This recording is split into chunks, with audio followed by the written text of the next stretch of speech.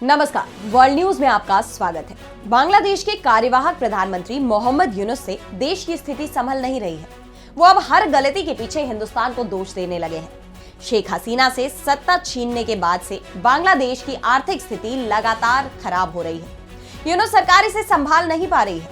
देश में अल्पसंख्यकों को निशाना बनाया जा रहा है। कट्टरपंथी गुटों को सरकार का संरक्षण मिल रहा है। हर मोर्चे पर फेल हो रहे मोहम्मद यूनुस सवालों से बच रहे हैं और अब उन्होंने हिंदुस्तान पर ही आरोप लगा दिए हैं। बांग्लादेश ने हिंदुस्तान पर लगाए आरोप, इस पर हम करेंगे चर्चा, लेकिन आइए जरा उन खबरों को भी देख ले जिन पर आगे होगी बात। पीएम मोदी ने की कुवैत के क्राउन प्रिंस से मुलाकात। अमेरिका ने अपने ही विमान पर दागी मिसाइल। चलते चलते में देखेंगे पेगासस पर फिर मचा बवाल। तो शुरुआत हम बांग्लादेश से करते हैं। 1971 में बांग्लादेश को आजादी मिली। उसके बाद से ही हिंदुस्तान और बांग्लादेश के संबंध बेहद अच्छे रहे हैं, लेकिन 5 अगस्त 2024 से सब कुछ बदल गया। बांग्लादेश की नजर में हिंदुस्तान दुश्मन मुल्क बन चुका है। 5 अगस्त को बांग्लादेश की प्रधानमंत्री शेख हसीना अपनी जान बचाने के लिए हिंदुस्तान आ गई। छात्रों के आंदोलन ने उन्हें सत्ता छोड़ने को मजबूर कर दिया, लेकिन उसके बाद बांग्लादेश के हालात सुधरने की जगह बिगड़ते जा रहे हैं। उद्योग धंधे तेजी से बंद हो रहे हैं, जिसके चलते लोगों के सामने रोजगार का संकट पैदा हो गया है। बांग्लादेश के कार्यवाहक प्रधानमंत्री मोहम्मद यूनुस को सबसे ज्यादा उम्मीद अमेरिका से है, लेकिन अमेरिका के नवनिर्वाचित राष्ट्रपति डोनाल्ड ट्रंप के तेवर यूनुस को डरा रहे हैं, क्योंकि अभी बाइडेन प्रशासन की तरफ से जो मदद बांग्लादेश को मिल रही है, ट्रंप उस पर रोक लगा सकते हैं। ऐसे में बांग्लादेश के अंदर यूनुस के खिलाफ भी गुस्सा बढ़ने लगा है और अपने देश की जनता का ध्यान आम समस्याओं से हटाने के लिए अब यूनुस अपनी सरकार की हर असफलता के लिए हिंदुस्तान को कोसने लगे हैं। बांग्लादेश में इस समय हिंदू अल्पसंख्यकों और मंदिरों पर हमले हो रहे हैं, मूर्तियों को तोड़ा जा रहा है, लेकिन मोहम्मद यूनुस की सरकार ने हिंदुस्तान पर ही आरोप लगा दिए। सबसे पहले तो उन्होंने अपने देश में अल्पसंख्यकों पर होने वाले हमलों को हिंदुस्तान का प्रोपेगेंडा करार दिया और अब हिंदुस्तान पर एक और सनसनीखेज आरोप भी लगा दिया। यूनुस सरकार की तरफ से दावा किया गया है कि बांग्लादेश में शेख हसीना के शासन के दौरान जबरन गायब करने की घटनाओं में हिंदुस्तान का हाथ है। दरअसल बांग्लादेश की अंतरिम सरकार की ओर से एक आयोग का गठन किया गया था। इस आयोग की तरफ से दावा किया गया है कि शेख हसीना के शासन के दौरान जबरन गायब करने की कथित घटनाओं में हिंदुस्तान की संलिप्तता पाई गई है। सरकारी समाचार एजेंसी BSS ने यह खबर दी है। खबर में कहा गया है कि सुप्रीम कोर्ट के एक रिटायर्ड जज की अध्यक्षता वाले 5 सदस्यीय आयोग ने कहा कि कुछ बांग्लादेशी कैदी अब भी हिंदुस्तानी जेलों में कैद हो सकते हैं। आयोग ने कहा कि हम विदेश और गृह मंत्रालयों को सलाह देते हैं कि वो ऐसे बांग्लादेशी नागरिकों की पहचान करने के लिए अपना सर्वश्रेष्ठ प्रयास करें जो अब भी हिंदुस्तान में कैद है। बता दें कि कुछ ही दिन पहले आयोग ने अनुमान लगाया था कि जबरन गायब किए गए लोगों की संख्या 3500 से भी ज्यादा होगी। यहाँ सबसे बड़ी बात तो ये है कि बांग्लादेश ने भी कनाडा की तरह हिंदुस्तान पर आरोप तो लगा दिए हैं, लेकिन बात इन आरोपों को लेकर सबूतों की है तो उस पर बांग्लादेश की सरकार और आयोग की तरफ से कुछ नहीं कहा गया, यानी बिना सबूतों के आरोप जड़ दिए गए हैं। इस बीच बांग्लादेश में अल्पसंख्यकों को निशाना बनाने की घटनाएं जारी है। बांग्लादेश के उत्तरी जिले नाटोर में केंद्रीय शमशान घाट में शनिवार को एक व्यक्ति की बॉडी बरामद की गई है। इसके साथ ही सदियों पुराने शमशान घाट के मंदिर में रखे कांसे, पीतल और तांबे के प्राचीन सामानों की चोरी भी हुई है। पुलिस का कहना है कि सुबह जिस व्यक्ति की बॉडी को बरामद किया गया वो 24 साल से मंदिर में रह रहा था। उनका नाम तरुण दास बताया गया है। 45 साल के तरुण दास नाटोर के अलाईपुर में ही रहने वाले काली चंद्र दास के बेटे थे। हिंदू धार्मिक संस्था इस्कॉन ने इस घटना की निंदा की है और दोषियों पर सख्त कार्रवाई करने की अपील की है। वैसे बांग्लादेश में रोज मंदिरों में हमले की खबरें आ रही हैं, तो सरकार इन हमलों को छिपाने की कोशिश में जुटी हुई है। और अब अगली खबर में बात अमेरिका की बड़ी गलती की। तो यूं तो अमेरिका दावा करता रहता है कि उसका डिफेंस सिस्टम दुनिया में सबसे बेहतरीन है, दुश्मन उसकी सुरक्षा में सेंध नहीं लगा सकता है, लेकिन अमेरिका की सेना से बहुत बड़ी गलती हो गई, जिसका नुकसान उसे अपने एक फाइटर जेट को खोकर चुकाना पड़ा है। यमन में हूतियों के खिलाफ कार्रवाई कर रही अमेरिकी सेना ने रविवार सुबह लाल सागर के ऊपर गलती से अपने ही F-18 लड़ाकू विमान को मार गिराया, जिसके कारण दोनों पायलटों को विमान से इजेक्ट करना पड़ा। पायलटों को बचा लिया गया है। बता दें कि अमेरिकी सेंट्रल कमांड इस समय यमन में हूतियों के खिलाफ कार्रवाई कर रही है।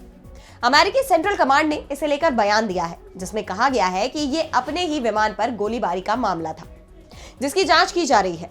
सेंट्रल कमांड ने बताया कि गाइडेड क्रूजर मिसाइल से लैस अमेरिकी नेवी के विध्वंसक यूएसएस गेटिसबर्ग ने गलती से मिसाइल दागी और F-18 को निशाना बनाया। ये विध्वंसक USS Harry S Trueman carrier strike group का हिस्सा था। लड़ाकू विमान F-18 ने हैरी एस ट्रूमैन से उड़ान भरी थी। अमेरिकी सेना की सेंट्रल कमांड ने यह नहीं बताया कि हमले के वक्त दोनों पायलट क्या कर रहे थे। इसके पहले शनिवार शाम को सेंट्रल कमांड ने बताया कि उसने यमन की राजधानी सना में हूतियों की मिसाइल भंडारण सुविधा कमांड एंड कंट्रोल साइट को निशाना बनाया।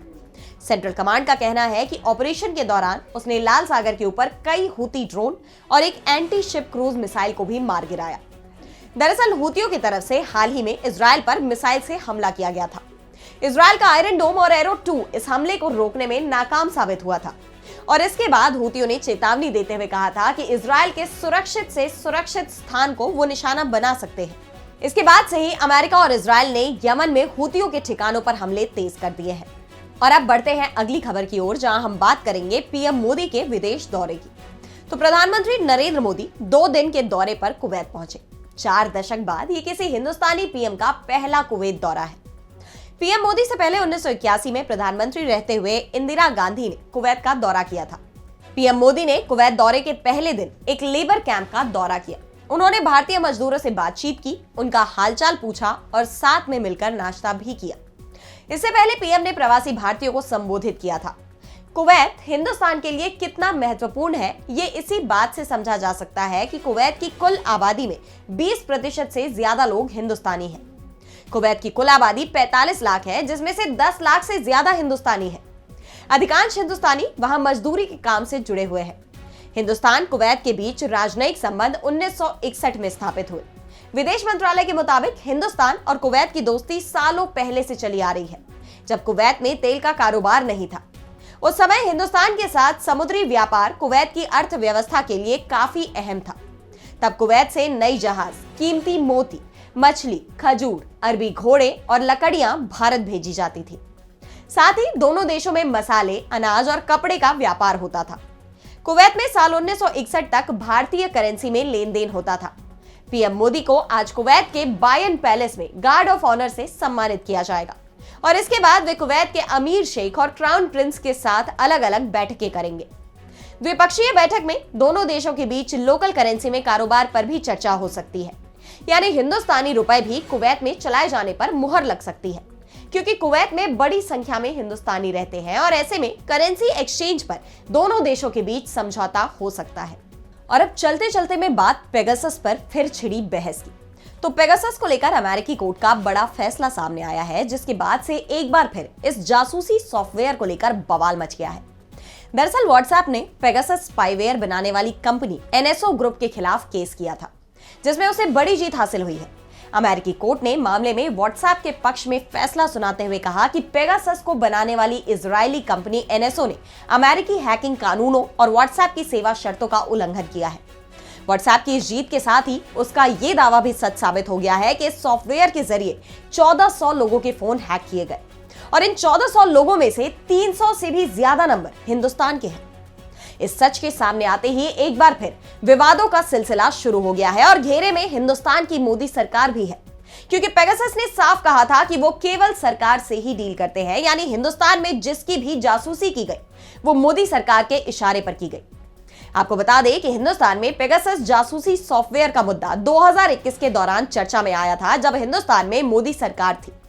एक रिपोर्ट में यह खुलासा किया गया था कि पेगासस का इस्तेमाल 300 से ज्यादा हिंदुस्तानी मोबाइल नंबरों पर भी किया गया, जिनमें नरेंद्र मोदी सरकार के 2 मंत्री, 3 विपक्षी नेता, एक संवैधानिक प्राधिकरण, कई पत्रकार और व्यवसायी शामिल थे। इस खुलासे ने केंद्र सरकार और राज्य सरकारों पर सवाल खड़े कर दिए थे। मामला सुप्रीम कोर्ट तक पहुंचा, लेकिन जांच में कोई सफलता हासिल नहीं हुई। हालांकि कोर्ट ने यह जरूर नोट किया कि मोदी सरकार ने पैनल के साथ सहयोग नहीं किया। लेकिन अब जब अमेरिकी कोर्ट में NSO केस हार गया है, तब एक बार फिर हिंदुस्तान में इसकी पुरानी फाइलें खोली जा सकती हैं। विपक्षी दल कांग्रेस ने इस पर मोदी सरकार से जवाब मांगा है, साथ ही सवाल भी उठाया है कि क्या सुप्रीम कोर्ट को इसकी जांच नहीं करानी चाहिए। कांग्रेस सांसद रणदीप सिंह सुरजेवाला ने कहा कि पेगासस जासूसी कांड मामले में आए फैसले से साबित हो गया है कि हिंदुस्तान में भी गैर कानूनी तरीके से 300 व्हाट्सएप नंबर को निशाना बनाया गया था। उन्होंने सवाल उठाया कि इसका इस्तेमाल कर क्या जानकारी ली गई और उसका कैसे इस्तेमाल किया गया और इसका क्या असर हो सकता है। क्या अब इस मामले में जिम्मेदार अधिकारी और एनएसओ समूह के मालिक के खिलाफ मामला दर्ज नहीं किया जाना चाहिए? इन सब सवालों के बीच पेगासस एक बार फिर सुर्खियों में आ गया है।